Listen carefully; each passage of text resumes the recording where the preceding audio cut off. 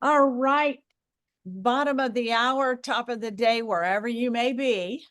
We are at Healthy Living Inspirations Hope Community Church, Lakeland, Florida, Thursday night, 6:30s, where we're learning how to live healthy, even though we're living in a toxic world.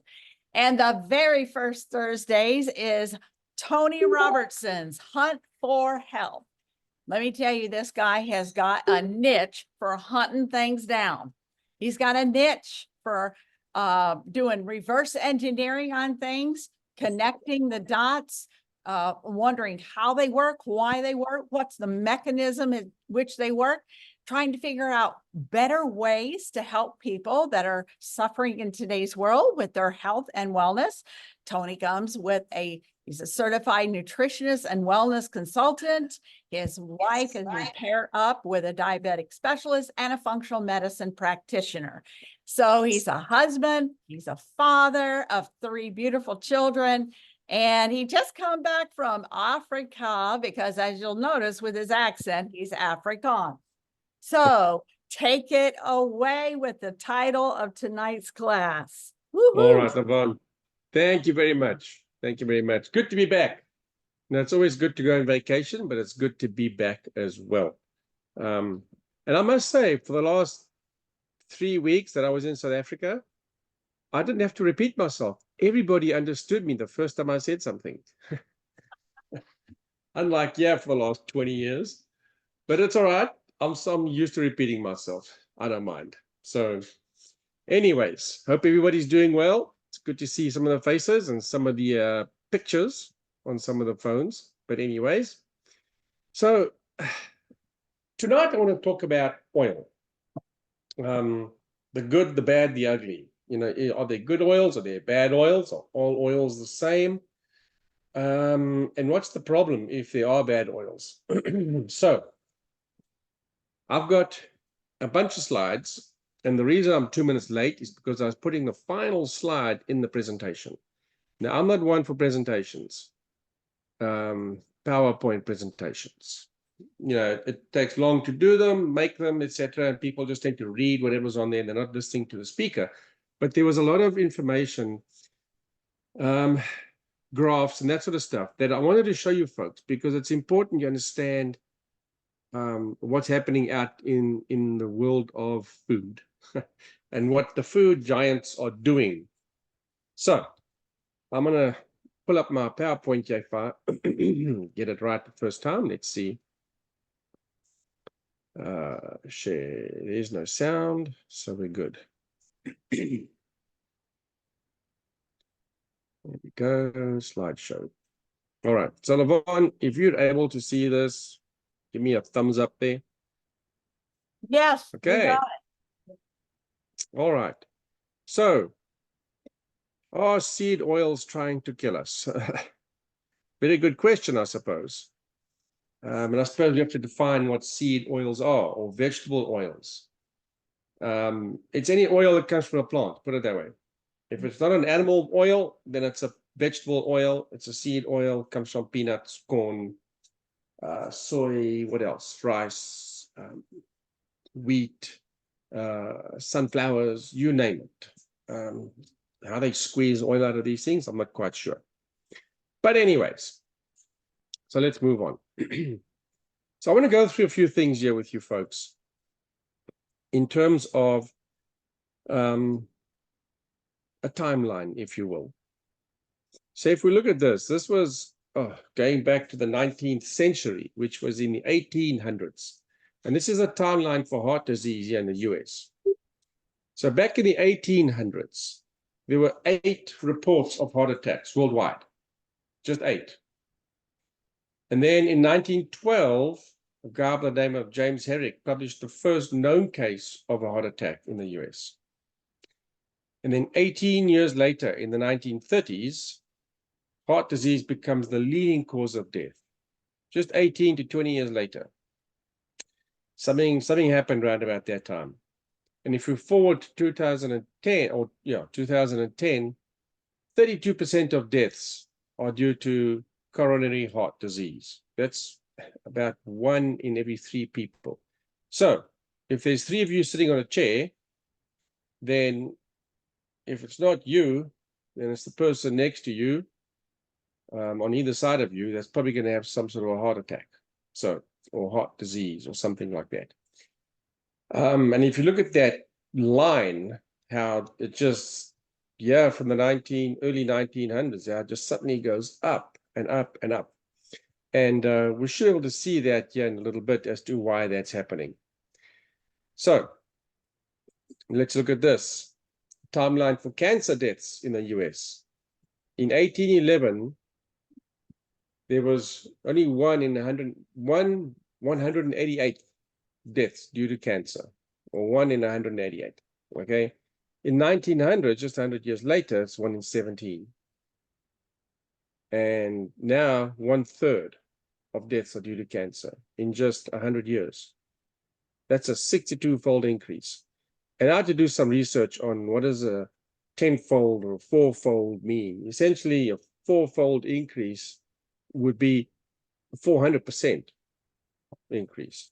So if you look at 62, just add 2 zeros. That's a 6,200% increase in 100 years in deaths from cancer, which is kind of scary. And then if you look at diabetes, we got the same sort of thing going on. In 1890s, 0.0028% diabetes prevalence.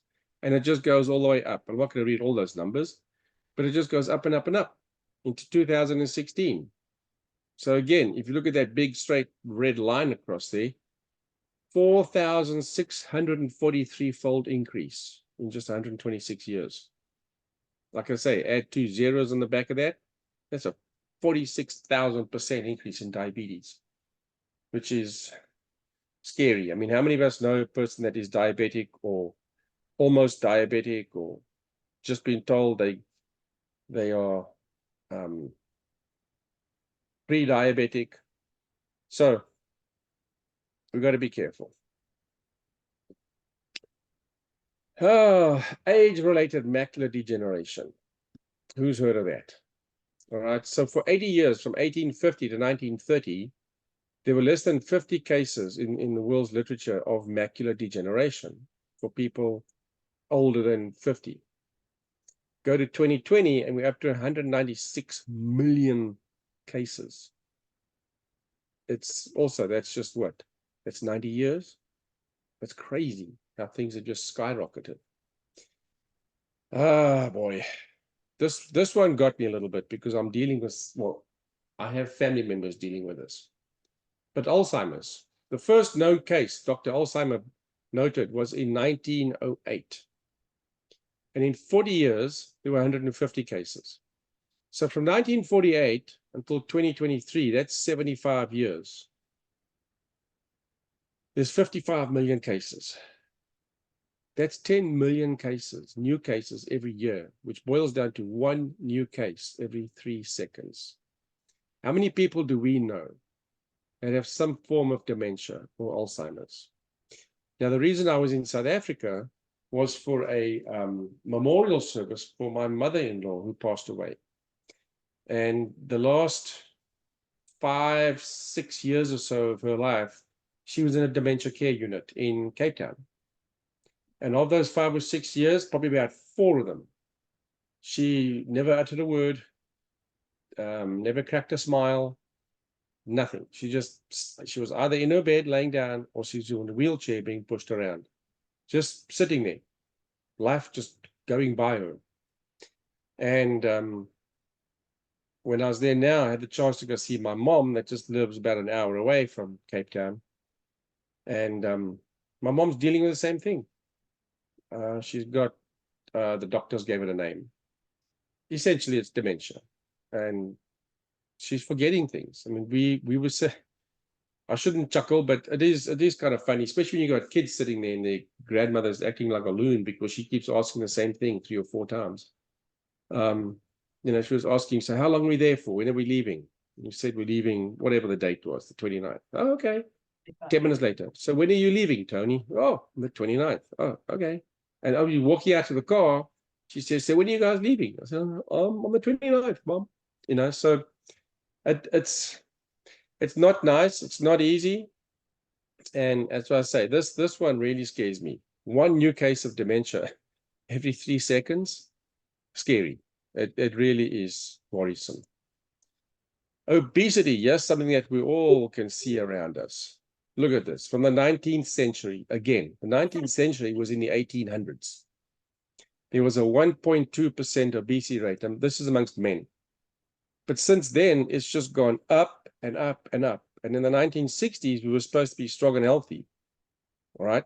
But that 13%, that's already an 11-fold increase from just, 60, 70 years prior to that. And it's just gone up. In 180 years, we've gone all up to 42.4%. That's scary. So yeah, I think is where we get down to the nitty-gritty. If we look at the timeline of processed food, essentially, go back to the early 1800s, sugar, right? But sugar's consumption throughout history from then it's constantly increased. And then in 1866, we get cottonseed. That was the first time America had any oil other than animal fats, like lard and that sort of thing, tallow. And then in 1886, we get refined flour. And then in 1911, keep this one in mind here, Crisco. Procter & Gamble introduced Crisco. Keep this year in mind here, 1911, because if I remember, I'll refer back to this particular point over here. And then if you look from there until today, just 100 years later, look at this.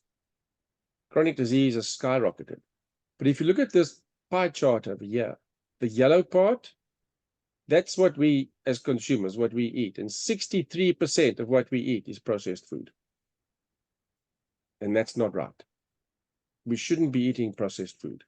We should be eating the food that God made for us, not the food that Procter & Gamble made for us. Okay? Keep that in mind. So let's have a look at this on the left here, where this skinny dude is. This straight line here, there were no vegetable oils back then. So 99% of the added fats in your diet came from animal fats. So if we look at how on the left scale here, this is the grams per person per day of vegetable oil consumption. And you can see it was pretty much zero for decades. And then right around here, just after 1900, before 1920, right around 1911, maybe 6, 8, vegetable oils became part of our diets. And its production and its increase in consumption has just gone up and up and up. And in 1980, when the dietary guidelines were introduced, everybody started eating low-fat diets because we're told the fat is going to kill us. The consumption of vegetable oils just kept going up, as you can see here. It just kept going up. So we went from consuming 0 grams of vegetable oils to consuming 80 grams of vegetable oils per day, which is a lot. It's that's a lot. In 145 years, that's it. So if you look at what 80 grams of oil is, that's 720 calories. Because oil has got 9 calories per gram. So 9 times 80 is 720. 720 calories is about 32% of your daily calorie intake. If you take what is suggested for us is a 2,000 calories per day diet. So 720 is right around a third of that. So we're getting a third of our calories from vegetable oils. And then we wonder why we're so sick. Anyway, so what's the problem with vegetable oils? It's omega-6, linoleic acid. Omega-6 is what's killing us. And if we look at history here, back in the day, in 1865, only 1% or 1.1% of their calories came from omega-6s of consumption, okay? And then, just what's this? 30, 40 years later, it had doubled. So now we're up to 2% of daily calories. But look what happens from 1999 onwards. This only goes up to 2008. 11.8% of our calories comes from omega-6 oils. And omega-6 causes inflammation. So if we're getting 10%, 11%, 12% of our diet, our calories per day, comes from omega-6 inflammation oils, are you surprised as to why people have so many problems? Because remember, inflammation and oxidation are the evil twins of sickness and disease. They cause about 95% of our problems, those two, oxidation and inflammation. And omega-6 is what's causing the inflammation. So we have to keep an eye on that. So 1/90th, back in 1865, 1/90th of our calories came from seed oils. And in 2008, 1/8 of our calories. Now, if you look at what it does to the human body, it can be classified as a poison, because you've all heard me say this before. The poison is in the dose. You can take arsenic today and you won't die. You can take it tomorrow and you won't die. You can take it for the next month, you won't die. But if you keep going 2, 3, 4 months down the road, it's going to kill you. So it's in the dose. It's how much are you getting of it. Exactly the same thing with seed oils. So we have to be careful. So vegetable oils are high in omega-6 fats, and here's the problem. They are pro-oxidative, they cause oxidation, they cause inflammation, they are toxic when it goes through a process in your body, and they are nutrient deficient. They have no vitamin A, no vitamin D, and no K2. There's no nutrients in seed oils. And all of these things here lead to metabolic disease, which is what not everybody, I guess everybody's heard about it, but so many people are now dealing with metabolic disease, which is things like obesity, high blood pressure, diabetes, you name it, blocked arteries, all these sort of things. And then they want to blame the butter for that. But anyways, so let's take a look at this here real quick. Now this here, remember vegetable oils back in the day, just about nothing was consumed. And here in the early 1900s, in comes the vegetable oils, right around here, 1909, somewhere around there. And so the vegetable oil consumption went up, as you can see there. And the obesity rates started going up with it. And it just kept going and going and going. And it's scary. If we take a look at this, and I don't want to complicate these graphs for you, but I want to just point out what's happening. If we take a look at this here, the green line is carbohydrates, all the calories that we get from carbohydrates. All right, it peaked right around late 90s, 97, 96, somewhere around there. And the obesity rate was at 29%. Carbohydrates came down. People started eating fewer carbs. The fat calories stayed more or less the same.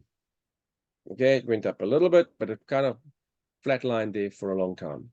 So it wasn't the fat, it wasn't the carbohydrates, but the obesity rates were still going up.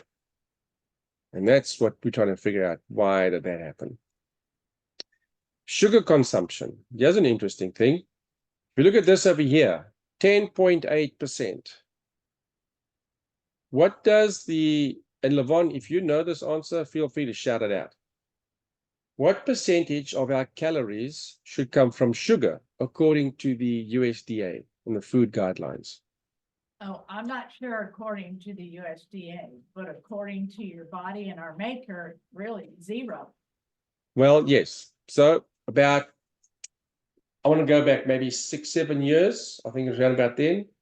The USDA, the food pyramid, the food people that tell us what to eat and when to eat and how much to eat, they said no more than 10% of your daily calories should come from sugar.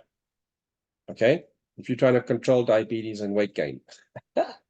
So, if you look at this number here, 10.8%, this was in the late 1880s. They were already consuming that amount of sugar. But look at the diabetes. It flatlined. It flatlined. Sugar consumption went up, but diabetes stayed flat. Now, if you look, you go all the way across to 2010, somewhere around there. Sugar consumption is at 24%, which is not much different from back there at 22%. But if you look at the diabetes prevalence at 22% sugar consumption, it's only 0.37% diabetes prevalence. At the more or less the same straight line here, peaked a little bit, but it came back down to about the same amount of sugar. Diabetes prevalence has gone up to 13%. So diabetes is up 35-fold, but not the use of sugar as energy. Look at that flat line. So something else is triggering it. We've got to figure out what it is. So these were a couple of studies that were done. And we'll start here top left. This was the Tukisenta tribe in Papua New Guinea. 90% of their calories came from sweet potatoes. Now, you've all heard me say, if it grows under the ground, don't eat it, okay? So bear with me on this one. We'll get there.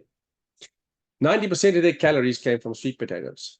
They ate a little bit of fish. They ate pork, somewhat, and chicken, but very rarely. So their diet was to the top right over here. 94% of their diet was carbohydrates. 3% was fat and 2.4% was protein. It's an upside down pyramid, if you will. That's just probably the highest carbohydrate diet plan I've ever seen. But there was a study done on these folks, and they found that they had no heart disease, was rare, if not absent. They had no macular degeneration either. And that's what we spoke about earlier. There's 196 million people with macular degeneration. These folks didn't have it. But what they also found was that they ate no refined flours or sugars, and they ate 0 vegetable oils. So that tells us something. So if we look at their omega-6 intake, their omega-6 intake was around about 0.6%. Whereas you and I, here in the good old United States of America, our omega-6 intake is between 7 and 12%, which is, I don't know, 24 times higher than what this is. It's ridiculous. Then the Inuits, the people that lived up in the snow, they lived on a carnivore diet. All they ate was seal meat and seal blubber, whale meat and whale blubber, and a little bit of seaweed every once in a while in the summertime if they could find some. So their diet was 44% protein, 47% fat, and 8% carbohydrates. So it's a totally different diet to the people from New Guinea. And then of that 8% of the carbohydrates, about 4% of that came from the glycogen stores that was in the whales or in the seals in their liver, because they store glycogen for energy at a later date. So when these guys ate those animals, they got some of that glycogen, which accounted for some of the carbohydrate intake. But again, they found that their diet consisted of no refined flours or sugars and 0 vegetable oils. And their diet as well in omega-6s was only about 0.6%. And again, ours is at 7 to 12%. Way, way too high. And then a third group of people, South Pacific Islanders. Their diet is tubers, fruit, fish, coconut, and 1 or 2 other little goodies that they can find. And their diet consisted of a protein 10%, fat at 21%, carbs was up at 69%, and then saturated fat 17%, and omega-6 fat was less than 1%. And again, they ate no vegetable oils, and their omega-6 ratio was below 1%. And again, in the red, Western diets are up at 7 to 12%. So scary. But here's what they found with traditional population studies, people that have been eating this way for years and years and years, those 4 points there. No refined sugars, no refined wheat, no processed foods, and no vegetable oils. And that's what makes the difference. All right, omega-6, those studies, those 3 people, those 3 different types of groups of people they studied, the omega-6s was between 0.6 and 1.7%, which is so different to what we are doing these days with ourselves. So, ancestral diets, quite frankly, any one of those there should be just fine. The only thing that worries me, maybe slightly, the wheat.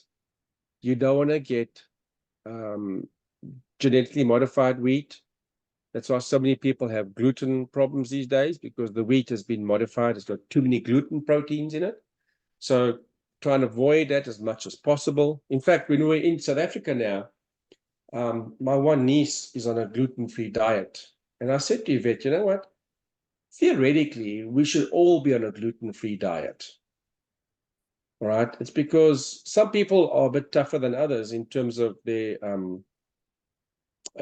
food processing capabilities in their gut. And if you eat too much of a food that's not good for you, it'll eventually mess you up. And that's what's happening with the gluten. Because there's so many gluten proteins in the wheat, it's just messing up people's guts. So if we all ate gluten-free, that's going to save a lot of people a lot of trouble down the road.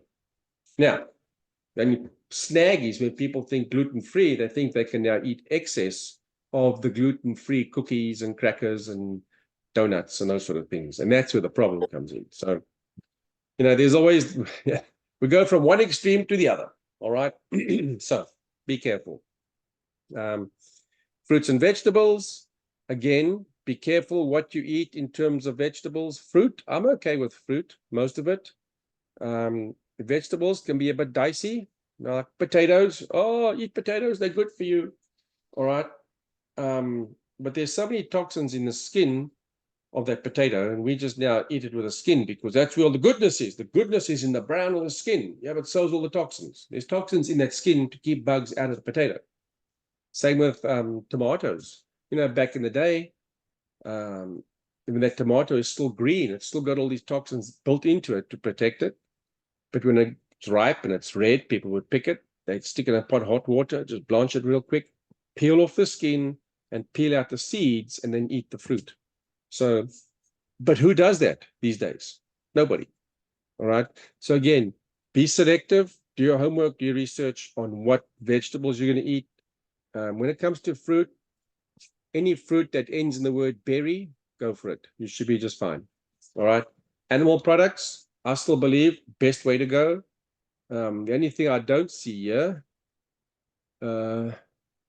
is a nice ribeye steak. But anyway, they probably just forgot to put it in that picture. Anyway, you can get a lot of your nutrients out of beef, so don't be scared of beef. So again, doesn't matter what diet you want to follow, vegan, carnivore, keto diet, or like that baby. I'm an omnivore, everything looks like food to me. All right. If you just, it doesn't really matter what you're going to eat, just be aware of what it is that you're eating. How many omega-6s are in those foods? And that's what we're going to watch out for, okay? The vegetable oils. It just sounds so weird to me, vegetable oil. I mean, how do you get fat oil out of a vegetable, It's crazy. I can understand you get fat out of an animal. I'm an animal. I've got some fat on me. So in conclusion, not for the whole evening, but just for this particular piece. Now, industrial seed oils are the primary drivers of obesity. There are other factors as well that contribute, but these are the primary drivers of obesity, diabetes, and most of our chronic disease. And in case you can't read the small writing at the bottom there between the skull and crossbones, that oil is chronic metabolic poison. So there you go. So how do we fix this? Well, number one, use the correct oils. And there's some nice pictures of there. I quickly drew those for you this afternoon. Butter, lard, beef tallow, coconut oil. Those are going to be your 4 staples. That's going to be the safest oils for you to use. All right, my number 1, butter. Go for butter. It's been through a process in the cow, and it comes out as milk, and you just separate it and churn it, and you get butter. There's nothing fancy to it. Straightforward. Lard, man, second favorite. Just make your own, buy a bunch of bacon, Just render it down, save the fat, eat the bacon, save the melted fat. Same with the tallow. Get a big old brisket. Even if you don't eat beef, you don't like brisket, doesn't matter. Just buy the thing, put it in the oven at about 225 for about 10, 12 hours, and all that fat will just melt off there. And then you keep all that fat and you use that for your cooking and all the rest. All right. What not to use? Canola oil, soybean oil, peanut oil, sunflower, grapeseed. There was a few others that I couldn't mention. Crisco oil is a blend essentially of all of these sort of thing. The Crisco kind of went out of business a while back. They stopped selling all their oils because there was too many trans fats in there. So even fat has gone trans these days. Oh boy. Anyway, guess I shouldn't have said that. All right, here's just a quick table comparing the different types of oil. The red is the saturated fat, and that's what we want. We want saturated fat. Our bodies thrive on it. And then the blue is the omega-6, the one we don't want. All right. So you can see here, coconut oil, very high in saturated fat, very low in omega-6. Next one is butter, same thing. All right. And then palm oil, and then bacon fat, good old-fashioned lard. It's got a good mix of saturated fat, and it's very low on the omega-6 side. And you can see all the other seed oils are high over here. Sunflower oils are highest. It's crazy. So don't be using any of those with too much blue in them. What can Neolife do to help? Well, number one, let's reduce the inflammation. If you've had seed oils and you've got problems, or you stop eating the seed oils for some time now, if you've had inflammation, it should be within a week or two, you should notice things are getting better. But you can always speed up that process by fighting that inflammation. And the salmon oil is going to help for that. And if you look on there, salmon oil, good for the heart. Remember we spoke about heart health for a minute? Cognitive health, brain function. Those people that are losing their marbles, like my mom, they need the fish oils. They need the omega-3 good oils. And then it's also good for the development and maintenance of the brain, eyes, and the nerves. So eyes for the macular degeneration. We want to keep the eyes healthy.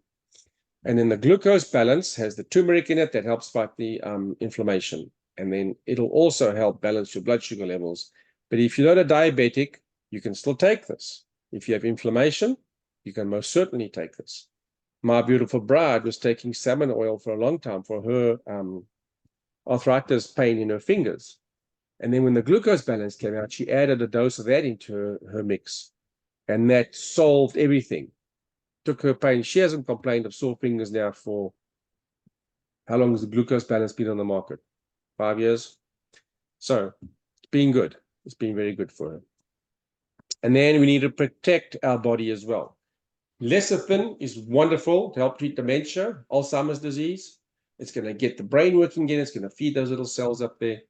And it can also then lower your homocysteine, which is lowers the risk of cardiovascular disease. So we want to take care of the heart. We want to take care of the brain. We want to take care of the eyes, because we need to see where we're going. We need to see who we're speaking to. We need to remember who it is we're talking to. And we need to be alive. Our heart needs to be pumping. Carotenoids, that'll help reduce the risk of developing cancer.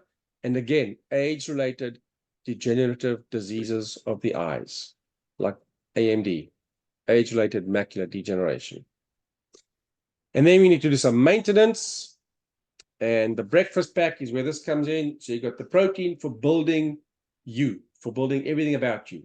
You need those amino acids to make you completely. New skin, new blood, new hair, you name it, new nails, everything about you comes from amino acids. That's in the protein. The threonine that's in there for the cell health, you've got to keep that cell membrane strong and healthy. And then your omega-3s, we spoke about that, it's anti-inflammatory. The carotenoids, we touch on that as well. That's for protection, to stop things from becoming oxidized. You don't want cholesterol becoming oxidized, because then that's going to cause a problem. Cholesterol is not the problem. Oxidized cholesterol is a problem. And then you got your multivitamins and minerals for nourishing the cells and for keeping you strong and healthy. So Here's just a few tips on how to take care of yourself. And remember this, seed oil free is the key to being disease free. And I Wow. believe with that, I am done sharing. So I hope that enlightened you folks just a little bit to the dangers. Miss Vanessa Jackson.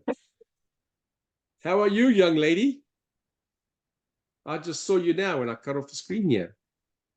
Sorry, folks, I need to say hello to Vanessa. How are you? Oh, doing good. How's everybody else doing?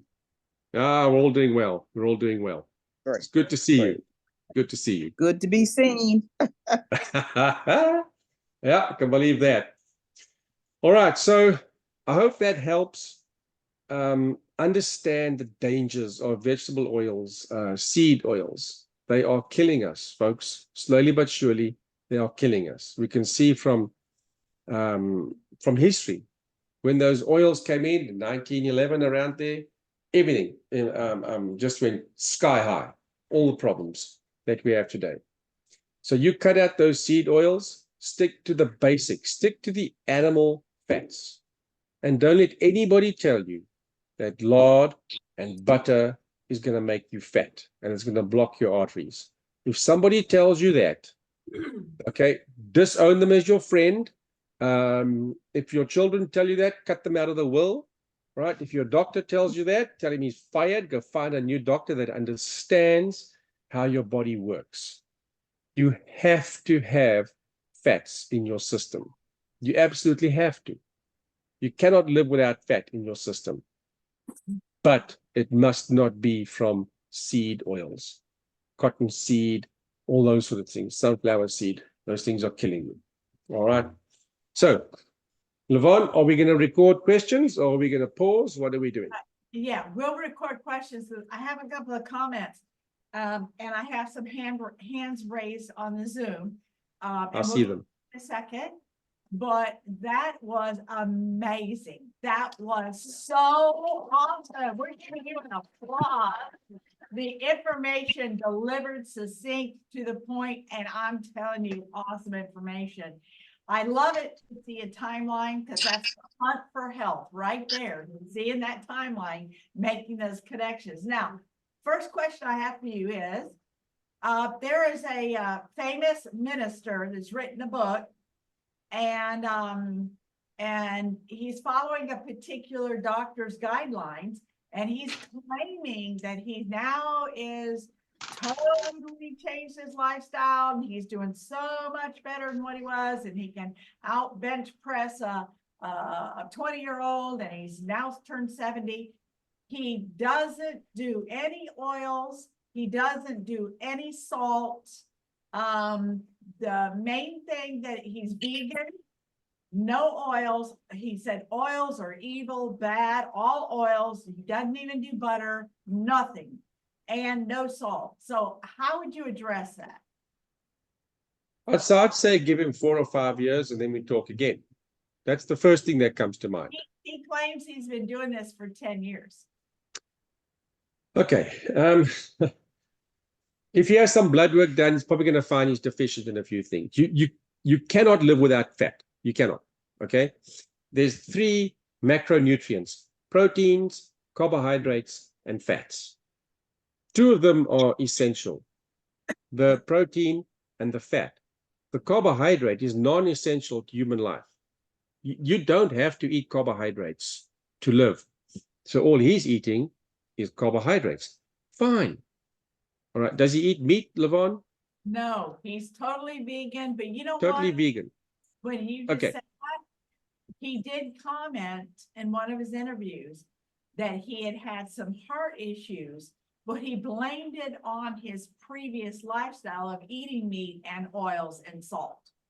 Okay, so here's what happens. A lot of people, when they go vegan or vegetarian, they're doing it because 2 main reasons, essentially. You know, they want to save the animals and the planet. All right, which to me is a stupid reason for becoming a vegan. And the second one is they want to do something about their health. Okay, so now they're suddenly health conscious. So they've cut out everything that they used to eat, which included meat, butter, Krispy Kreme donuts, the crackers that they used to have, the bread that they used to eat, all right, the whole wheat bagel that they used to have, the all bran muffin that they used to eat. So they've cut all of that stuff out because they're going vegan. They're only eating plant-based. Anybody that cuts out all that crap is going to get healthy. Right, yes. Okay. So he can't tell me you stop eating meat and stop eating butter, but nothing else changed. I don't buy it. I don't buy it. Yeah, that was Okay. very puzzling for me. I won't say his name because this is being recorded, but it was very puzzling for me because he was saying a lot of great stuff, good stuff, wrote a book about it. And then when he was asked, what do you eat every day? And what have you been eating over the past decade? And he said, well, I eat 0 meat, 0 fat, and 0 salt. So here's the thing. To get his required amount of protein, for example, he's going to need to eat a boatload of beans and lentils and all that kind of stuff to get the protein. So he might be getting the right amount of protein, all right? But your body doesn't really, it doesn't assimilate, it doesn't use up the full protein content of that bean, okay? So, for example, people on a carnivore diet, if they eat just meat, animal products, there's a lot of amino acids in there. Remember I said amino acid builds you, it builds everything about you. So if you eat a piece of steak tonight, nothing else, just a piece of steak, okay? You can buy yourself a nice ribeye, a 16-ounce ribeye, and you chow down on that. You might not have a bowel movement tomorrow. Why? Because your body used up the amino acids that you gave it in that steak. And it rebuilt you while you were sleeping. All right? You did damage to yourself when you were out there today. If you bumped yourself on the car handle when you're opening the door, you're bruised, it needs to heal. Just by breathing the air outside, your body's going to fight all those diseases. It has to make all the ingredients that your body needs from those amino acids. So you're using up that piece of 16-ounce ribeye. You're using it up. So there's nothing left for you to pass out in the bathroom tomorrow. Okay, you follow? Yes. So when a person does a vegan diet, or vegetarian, either way, they're eating a whole lot more. In terms of protein, to get their protein, they got to eat a lot of beans, like I said, beans, lentils, those sort of things, where that's got all the protein in it. But because your body doesn't use, it can't get a lot of the protein from that bean. Plus, there's a bunch of fiber in that bean that your body doesn't absorb. Fiber doesn't get used internally for anything. So now you got all this leftover stuff sitting in your bowel, and your body doesn't want it there, because if it sits there long enough, it's going to start putrefying and it's going to start killing you. That's why your body says, dude, get yourself to the bathroom, get that stuff out of me. I don't want it in me. All right. So you eat and you don't have to put your hands up, but anybody that's had a good old bowl of chili has had a serious bowel movement the next day. All right. I'll be the first one to admit. And I'm sure I'm not the only one. It's because you've had all these stupid beans come in. They're not being used. It's leftover waste. It has to get out of you.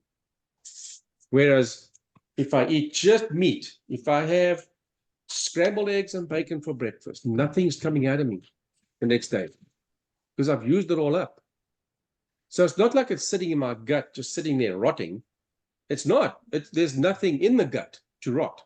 It's all being used. All right. So changing your diet like that, going full vegan, you can get your protein, sure, but you got to eat a lot of food to be able to get your nutrient value that you need out of being a vegan. All right. It's a lot of salads, a lot of beans, a lot of rice, that kind of stuff. So can it be done? Yes. Does he feel different? He probably does. He might. I don't know. if you stop eating all the other junky stuff, anybody's going to feel better when you stop eating, Well, I think brownies. His standard diet was Diet Coke and M&Ms every day, all day long. It was what? I'm sorry, there was a noise outside here. Diet Cokes and M&Ms all day long. Okay, all right. You know what? Fine. End of conversation. Problem solved. He switched from Diet Cokes and M&Ms to some kind of powdered mix cheese that's vegan, and a protein bar that's vegan, and a protein powder that's vegan, and a huge salad with all the veggies in it, pretty much. Yeah, nah. You know what? It's so much food you have to consume. It's like, yeehaw. No. A salad as big as your kitchen sink. Oh my goodness. Okay, honey, we got 7 stomachs to chew tonight. And you see, that's why I like eating beef, because the cow did all that for me. Right? He ate the salad. He took that whole big kitchen sink of salad and he turned it into a nice little piece of ribeye steak for me. I have Jacqueline Griffin. You can unmute and ask your question. Hello there. Hey, Tony. Jacqueline. Yes, Hi, ma'am. everyone. Okay, I'm curious. I have 2 questions. One, I got in a little late. What about avocado oil? Is that good? It's better than the others, but it's still very high in omega-6s. Oh, okay. Yeah. Okay. So My second, go ahead. I was going to say, if you use it once in a while, I'm okay with that. And I don't want to jump the gun, but let me hear your second question real quick in case I'm going to answer it before you ask it. Okay. So my second question, as I'm listening, okay, I'm thinking about in Genesis, the Lord said you could eat of all the trees. I don't remember him saying anything about meat until after, I guess, they started having to sacrifice lambs or sheep. So I guess I'm wondering, like, and then I have friends that are 7-day Adventists, and they have some of the longest longevity, like they talk about in the blue zones. So I'm like, how are they doing this diet? The ones that like truly don't. I mean, some of them do eat some meat, but the ones that they say are in the blue zones, they say they aren't eating meat. Do you know much about the 7-day Adventists?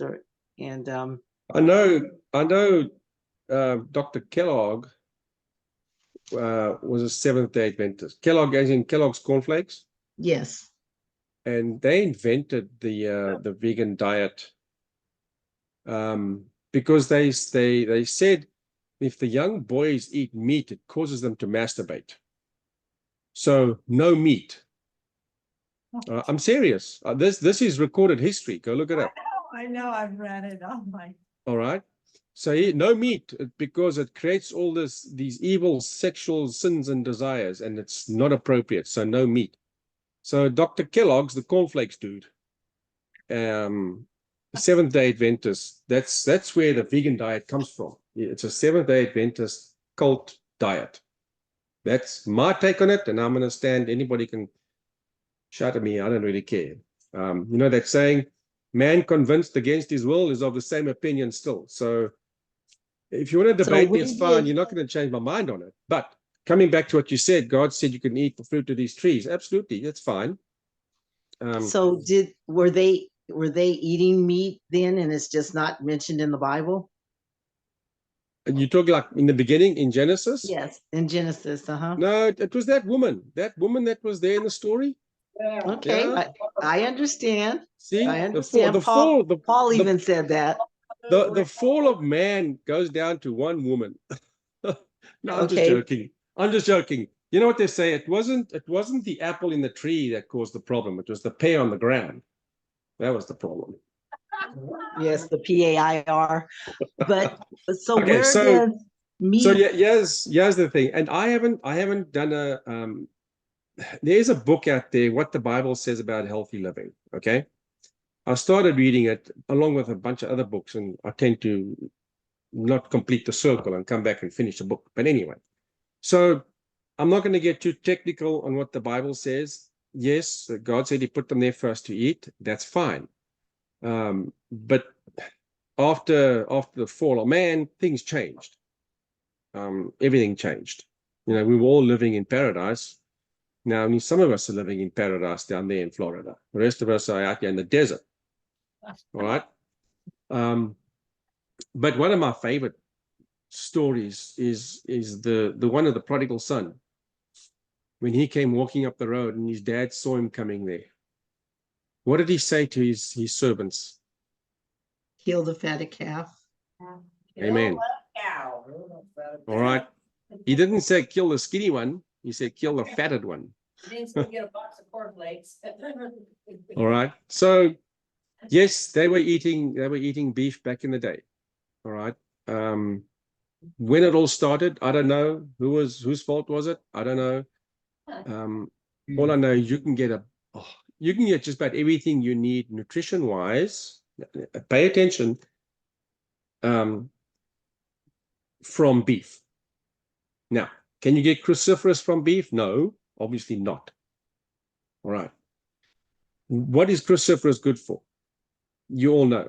It helps cancer. It helps prostate issues, all this kind of stuff. Question is, why do we have cancer? All right.